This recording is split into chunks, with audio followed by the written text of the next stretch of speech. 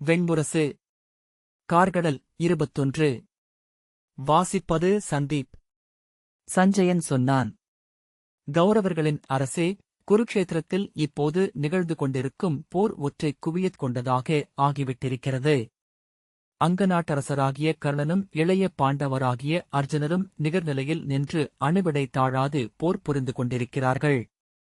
கர்ணனின் விற்திறனையும் நிலைபெயராது தொல்மலைகளைப் போல் நின்றிருக்கும் அவர் உள்ளத்தையும் தொட்டு தொட்டு விழிபெருகி அம்மொத்த களத்தையுமே தன் நோக்கில் நிறுத்தியிருக்கும் பேருருவையும் கண்டு பாண்டவர்கள் மலைத்துவிட்டிருந்தார்கள்.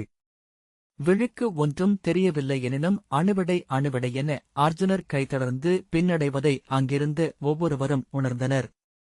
கௌரவப்படை அர்ஜுனரின் இந்திரபிரஸ்த வில்லவர்களின் பின்படையே சூழ்ந்துவிடக்கூடாது என்பதற்காக அவருக்கு இருபுறமும் சாத்யகியும் திருஷ்டத்யும்னரும் நின்று போரிட்டனர். கௌரவர்களுக்கு துணையாக போருசிரவசும் வந்தபோது நகுலரும் சகதேவரும் அவர்களை தடுத்து நிறுத்தும் பொருட்டு அங்கே சென்றார்கள். மெல்ல மெல்ல சுழமயம் நோக்கிச் செல்லும் வாவினீர் என பாண்டவப் படையின் வீரர்கள் அனைவருமே அர்ஜுனரை நோக்கிச் சென்றனர். 1000 வில்லவர்களும் 7000 வேல்படையினரும் அவரைச் சூழ்ந்து காத்தனர். அவர்கள் அனைவரையுமே தன் அம்புகளால் அறைந்து வீழ்த்தி பாண்டவர்களின் சூழ்கையை உடைத்து முன் சென்று கொண்டிருந்தார் கர்ணன். கிரஞ்சம் தன் தலையை தரையோடு அழுத்தி உயிர்வலியுடன் விடுபடும் பொருட்டு இரு சிறகுகளையும் ஓங்கி அறைந்து கொண்டிருந்தது.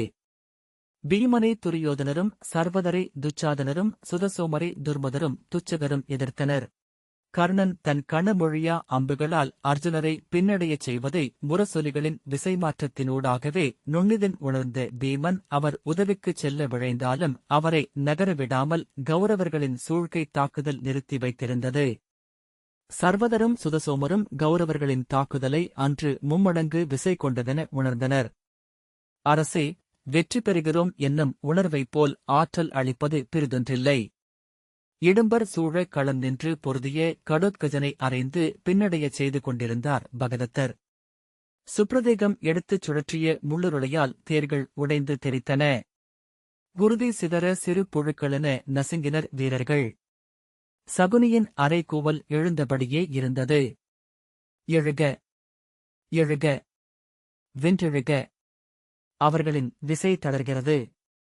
வண்டிக்கூண்டில் சிக்கிக் கொண்டிருக்கிறது நாரை. சுபலரையும் மைந்தரையும் சிகண்டு எதிர்கொண்டார்.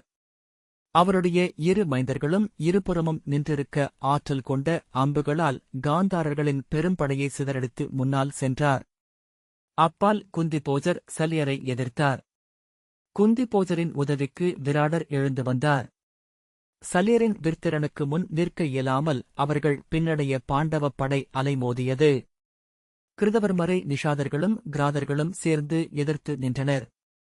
கிருதவர்மரை வெல்ல முடியாமல் அவர்கள் பின்னடைந்தபோது சிகண்டி தன் வில்லில் நாணொலி எழுப்பியபடி அவர்களின் உதவிக்கு வந்தார். கிருதவர்மரும் சிகண்டியும் நிகர்நிலையில் நின்று போரிட்டனர்.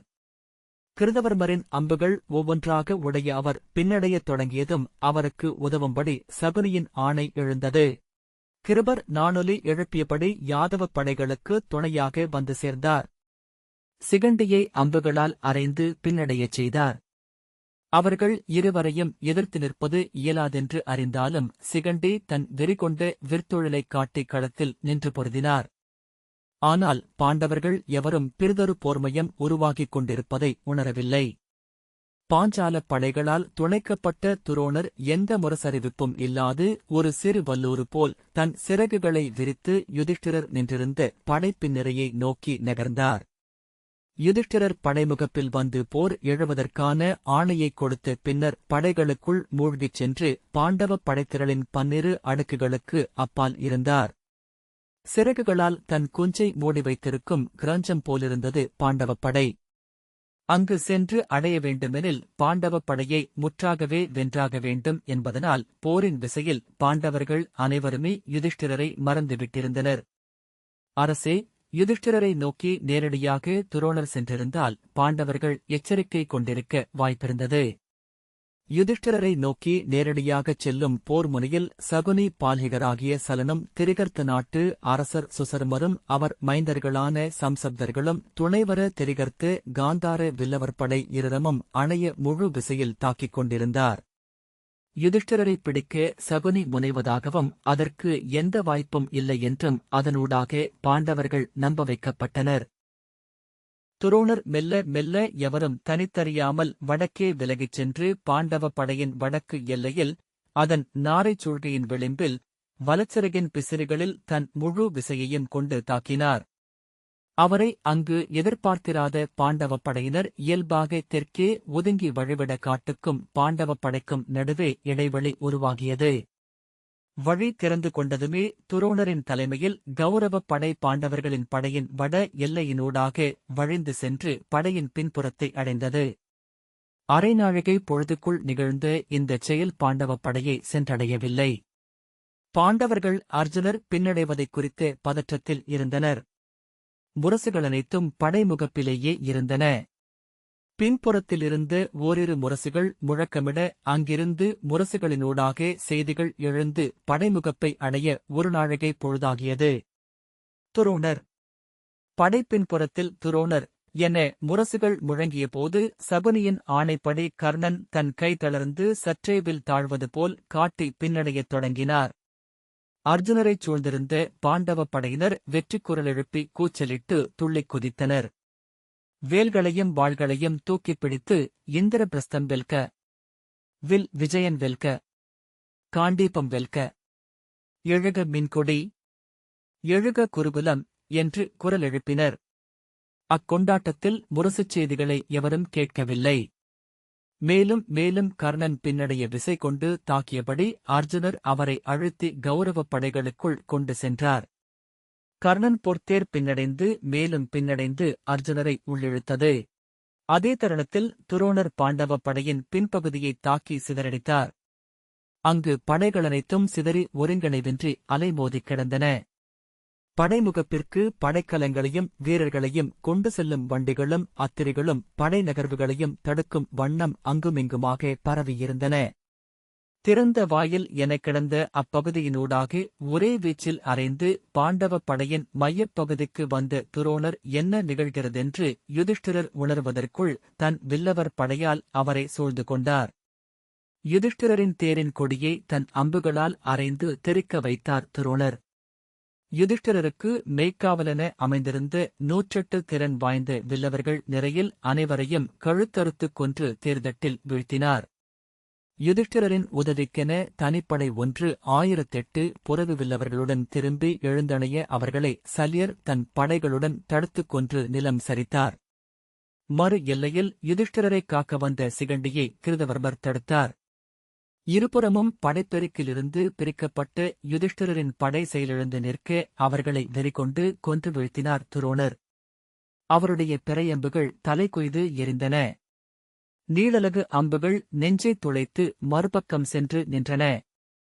தன்னைச் சூழ்ந்து உடல்கள் குவிவதை, ஒவ்வொரு அம்பும் உயிர் குடித்து நின்று துடிப்பதைக் கண்டு யுதிஷ்டிரர் வில்லுடன் தேர்தட்டில் நின்று பதைத்தார்.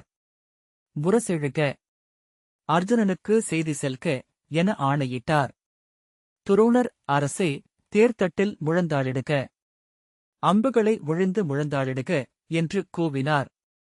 உங்களை சிறைப்பிடித்துள்ளோம், பணிக என்று திரிகர்த்தராகிய சுசர்மர் கூச்சலிட்டார். ஆனால் யுதிஷ்டிரர் அந்த ஆணையால் சீற்றம் கொண்டு களம்படுவதில் எனக்கு அச்சமில்லை. எந்நிலையிலும் பாண்டுவின் மைந்தன் பணிவதில்லை என்று அறிக என்றபடி தேர்தட்டில் வில் ஏந்தி நின்றார். வில்லை தாழ்த்துக, அன்றில் உங்கள் ஒரு படையும் எஞ்சப் போவதில்லை என்று துரோணர் கூவினார். வில் தாழ்த்தி போர் நிலைக்க ஆணையிடுக, உங்கள் படையினர் உயிரைக் காத்துக்கொள்க.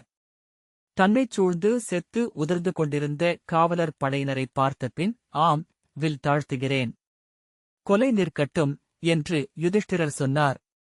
வில்லை தாழ்த்திவிட்டு தேர்தட்டில் அவர் கைவிரித்து நிற்க துரோணரின் வில்லவர் படை வீசு வலையென எழுந்து சென்று வளைத்து யுதிஷ்டிரரை சுற்றிக் கொண்டது. யுதிஷ்டிரரின் தேர்தட்டில் பாய்ந்தேறிய வீரனொருவன் ஒரே வாழ்வீச்சில் அவர் பாகனின் தலையை வெட்டி வீழ்த்திய பின் நுகத்திலமர்ந்து கடிவாளத்தை இழுத்துச் சுண்டினான். யுதிஷ்டிரரின் தேர் நடுவில் செல்ல துரோணரின் படை சூழ்ந்து அவரை வலப்பக்கமாக கொண்டு சென்றது. யுதிஷ்டிரர் சிறைப்பிடிக்கப்பட்டார் என்ற செய்தியை அறிவித்தபடி பாண்டவ முரசுகள் அனைத்தும் முழங்கத் தொடங்கின. துருபதரும் சகதேவரும் நகுலரும் அச்செய்தியைக் கேட்டு தங்கள் படைகளை திருப்பிக் கொண்டு யுதிஷ்டிரரைக் காக்கும் பொருட்டு தொடரவாள் என அவர்கள் நடுவே நுழைந்து அவர்களைத் தடுத்தது சலியரின் படை. சகதேவரும் நகுலரும் இருபுறமும் நின்றதற்கு நடுவே துருபதர் வில்லாட சலியர் அவர்களை அங்கேயே தளைத்து நிறுத்தினார். சகதேவர், மூத்தவருக்கு அறிவியுங்கள். அரசர் கைப்பற்றப்பட்டுவிட்டார். மூத்தவருக்கு அறிவியுங்கள் என்று வில்லோட்டியபடியே கூவினார். முரசுகள் மேலும் மேலும் முழங்கி யுதிஷ்டிரர் கைப்பற்றப்பட்ட செய்தியை அறிவித்தன. துரியோதனருடன் கதைப்போர் செய்து கொண்டிருந்த பீமன் அதைக் கேட்டு தன் படைகள் பின்னால் திரும்பி மையப்படைக்குள் நுழைந்து வலுத்திரட்டிக் கொள்ள ஆணையிட்டார். அவர் பின்னகர முற்பட்டதைக் கண்டதும் துரியோதனர், விடாதீர்கள், சூழ்ந்து கொள்ளுங்கள் என்று ஆணையிட்டு தன் தம்பியரும் பிறரும் துணைக்க பீமனை மேலும் வலுவாக சூழ்ந்து கொண்டார். சீற்றத்துடன் பீமன் கௌரவர்களில் இளையவராகிய சத்வரை தலையில் அறைந்து கொன்றார். அலறியபடி அவர் மேல் பாய்ந்த சித்ராக்ஷரை நெஞ்சில் அறைந்து குருது சிதற தெறிக்க வைத்தார். சர்வதர் கௌரவ மைந்தர்களான விஸ்வகரையும் பாசபாணியையும் கொன்றார். சுதசோமர் கௌரவ மைந்தர்களான அனுத்ததன், அத்வுதன், சுதம்ஷ்டிரன் ஆகியோரைக் கொன்றார். தம்பியரும் மைந்தரும் வீழ்ந்ததைக் கண்டு நெஞ்சில் அறைந்து குரல் எழுப்பியபடி துரியோதனர் தேரிலிருந்து எடைமிக்க கதையுடன் பாய்ந்திறங்கி பீமனை தடுத்தார். பீமனின் கதை எழுந்து அவர் கதையை அறைந்தது. இருவரும் வெறியுடன் ஒருவரை ஒருவர் தாக்கியபடி களத்தில் சுற்றி வந்தனர். அரசே, மதமெழுகையில் யானை கொள்ளும் அசைவுகளே சினமெழுகையில் அத்தனை உயிர்களிடமும் வெளிப்படுகிறது.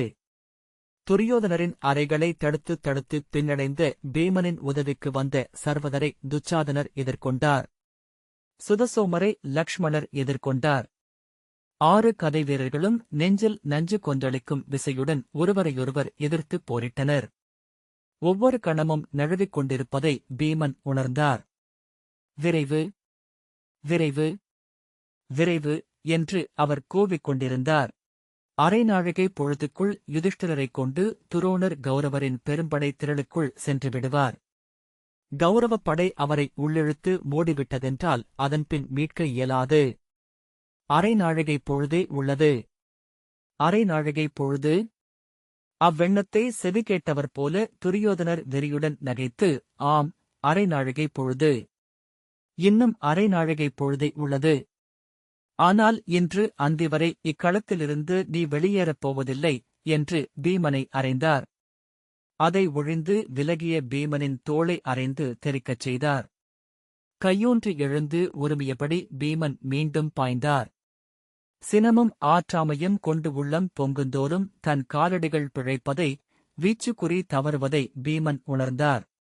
வீச்சு இலக்கழிந்து நிலையழியச் செய்து காலடிகளுடன் அவர் மீள்வதற்குள் துரியோதனரின் கதை அவர் நெஞ்சைத் தாக்க மல்லாந்து விழுந்தார். அவர் தலையை உடைக்க வந்த கதையின் தலையை புரண்டு தவிர்த்தார். 7 அறைகள் அவரை கொல்லும் பொருட்டு வீழ்ந்தன. 7 குழிகளை செம்மண் தரையில் உருவாக்கியபடி துரியோதனரின் பெருங்கதை நிலத்திலறிந்தது. கையூன்றி பாய்ந்தெழுந்து விலகிய பீமனை துரியோதனர் தொடர்ந்து சென்று அறைந்தார். உடைந்த தேர் ஒன்றில் பின்புறம் முட்ட உடல் தூக்கி பறவை போல் மேலெழுந்து அதன் மேல் நின்ற பீமனை நோக்கி கதை வீசி ஒரே அறையில் அத்தேரை உடைந்து தெறிக்க வைத்தார். சர்வதர் துச்சாதனரின் அறைகளிலிருந்து தப்ப அங்குமிங்கும் பாய்ந்து நிலத்தில் விழுந்து புரண்டெழுந்து போரிட்டார். அவரை அறைந்த ஒவ்வொரு அடியிலும் தேர்கள் உடைந்து தெறித்தன. குதிரைகள் குருதி சிதற உடல் நொறுங்கி விழுந்தன. லக்ஷ்மணரும் சுதசோமரும் 2 இணையுடல்களின் நடனம் போல் போரிட அவர்களை 2 கருவண்டுகள் சுற்றி வருவது போல் கதைகள் சுழன்றன. லக்ஷ்மணரை மிக அருகிலெனக் கண்டபோது அவர் விழிகள் கனிந்திருப்பதை சுதசோமர் அறிந்தார். ஆனால் அது அவரை பேரச்சம் கொள்ளச் செய்தது.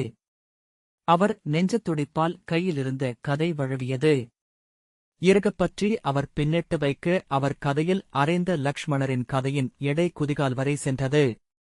நகுலரையும் சகதேவரையும் துணைக்க வந்த சதானிகரையும் சுருதசேனரையும் சலியரின் படைகள் எதிர்கொண்டன.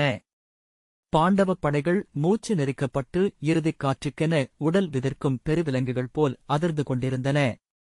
அரை நாழிகை எனும் சொல்லே மொத்த பாண்டவப் படையையும் துடிக்க வைத்தது. நகுலர், பின்தொடர்க. ஆசிரியரின் படை நம் படைகளுடனான தொடர்பை இழந்துவிடலாகாது என்று கூவினார். சிகண்டியின் தலைமையில் பாஞ்சால படை துரோணரை தொடர முற்பட்டபோது கிருபர் அவரை தடுத்து நிறுத்தினார்.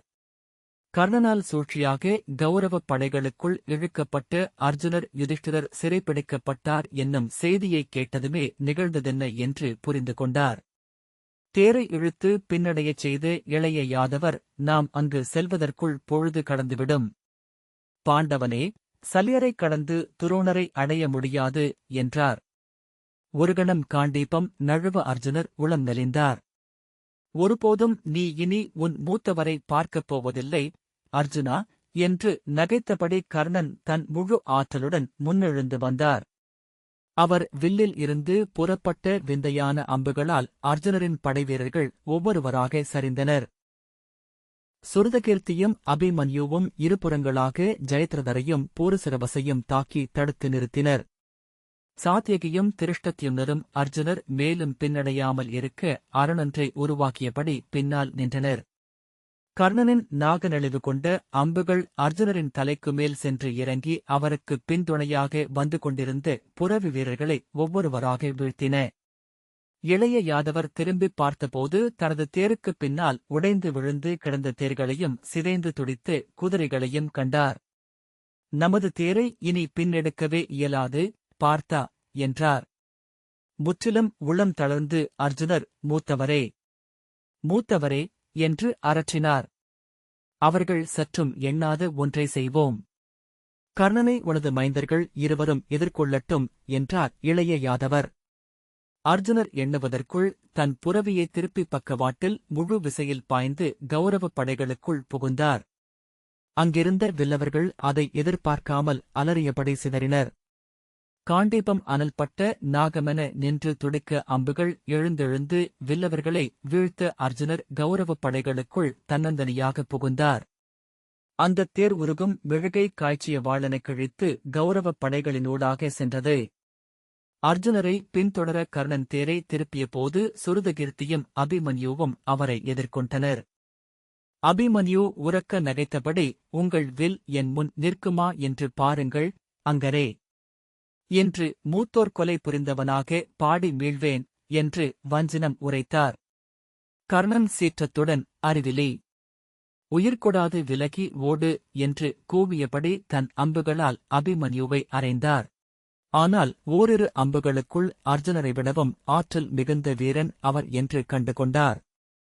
அபிமன்யுவின் அம்புகளால் கர்ணனைச் சூழ்ந்திருந்த வில்லவர்கள் நிலம்பட்டனர். கர்ணனின் தேரின் கொடியும் அவர் தோள்கவசங்களும் சிதறின. கர்ணனின் அனைத்து அம்புகளையும் அரைந்து நிலத்தில் வீழ்த்தி 100 சரடுகளால் கட்டப்பட்ட மதவேழமென அவரை நின்றிருந்த இடத்திலேயே நிறுத்தினார் அபிமன்யு. செல்க, இளைய பாண்டவனை சூழ்ந்து கொள்க என்று கர்ணன் கூவினாலும் சாத்யகியும் திருஷ்டத்யும்னரும் இணைந்து ஜெயத்ரதரையும் பூரசிரவசையும் அசையாமல் நிறுத்தினர். அர்ஜுனரின் கொலைவெறியைக் கண்டு அஞ்சி செயலிழந்து விட்டிருந்த கௌரவர் படை காற்றுக்கு பட்டுத்திரைகள் போல விலகி விலகி வழிவிட்டது. கௌரவப் படையின் பெருவில்லவர்கள் அனைவருமே பாண்டவப் படையின் வெவ்வேறு இடங்களில் முழுமையாக சிக்கிக் கொண்டிருந்தனர். அவர்கள் வகுத்த சூழ்கையே அவர்களை அவ்வாறு பிரித்து நிலைகொள்ளச் செய்தது.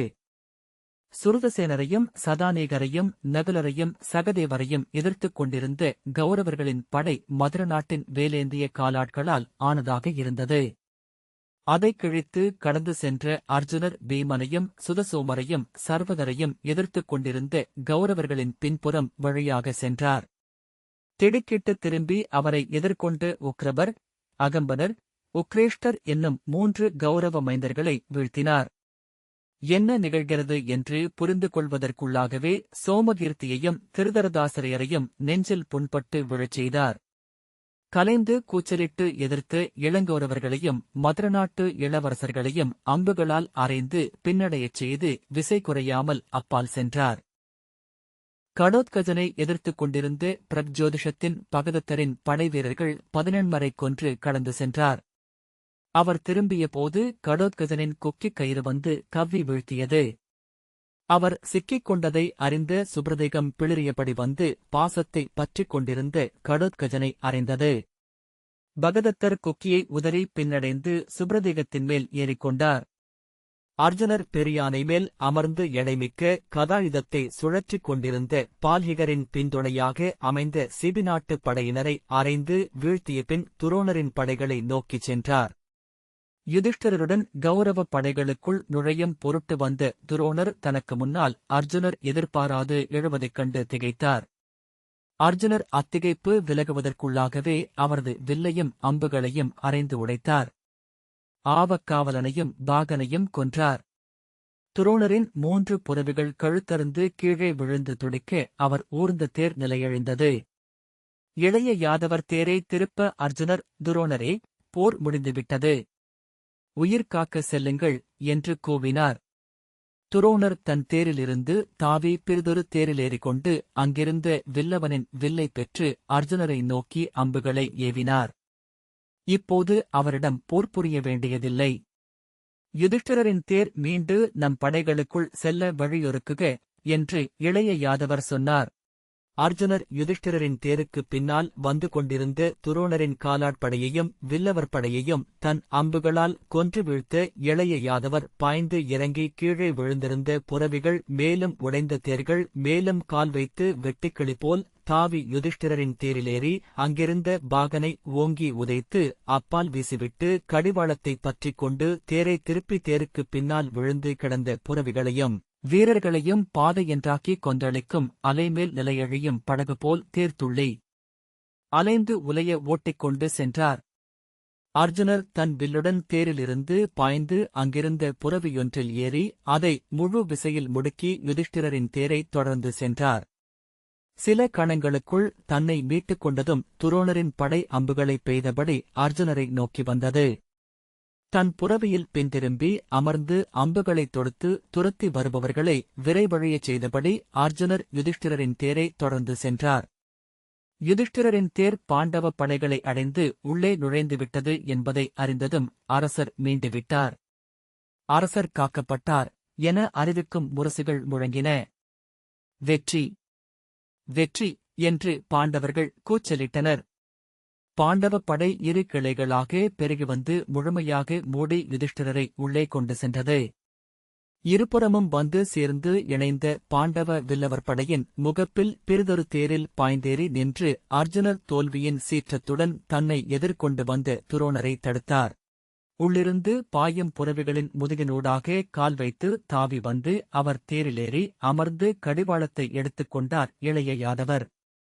துரோணர் அனைத்தும் கைவிட்டுச் சென்று விட்டன என உணர்ந்து கைகளை உதறி சலிப்புடன் தலையை அசைத்தார்.